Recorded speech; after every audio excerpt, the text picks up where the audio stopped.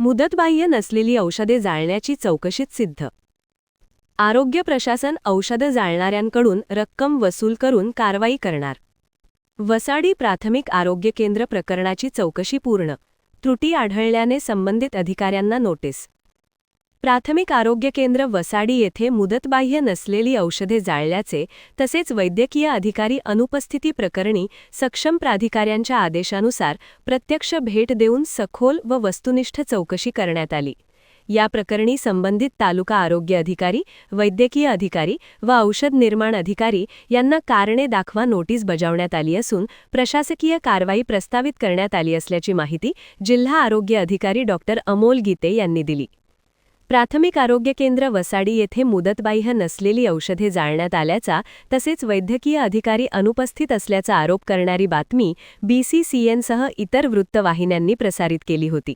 सदर बातम्यांच्या अनुषंगाने दिनांक 18 डिसेंबर 2025 रोजी प्राथमिक आरोग्य केंद्र वसाडी येथे भेट देऊन सखोल व वस्तुनिष्ठ चौकशी करण्यात आली असून चौकशी दरम्यान जाळण्यात आलेल्या औषधांची एकूण किंमत 2,532 रुपये असून त्यापैकी फक्त 160 रुपये किंमतीची औषधे मुदतबाह्य होती. उर्वरित औषधांच्या विल्हेवाट प्रकरणी संबंधित औषध निर्माण अधिकाऱ्याकडून सदर रक्कम वसूल करण्याचे आदेश देण्यात आले आहेत.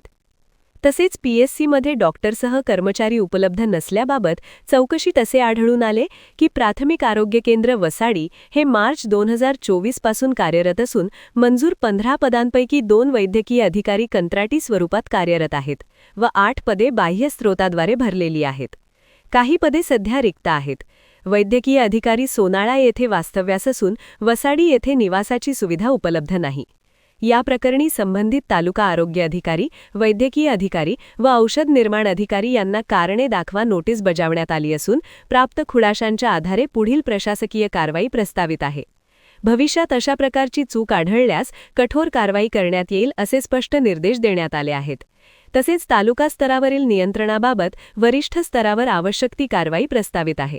औषध विल्हेवाट प्रक्रियेमध्ये त्रुटी व नियंत्रणाचा अभाव आढळून आल्याने संबंधित अधिकाऱ्यांना सुधारणा करण्याच्या सूचना देण्यात आल्या असून प्रशासकीय कारवाई सुरू असल्याची माहिती जिल्हा आरोग्य अधिकारी डॉ. अमोल गीते यांनी दिली.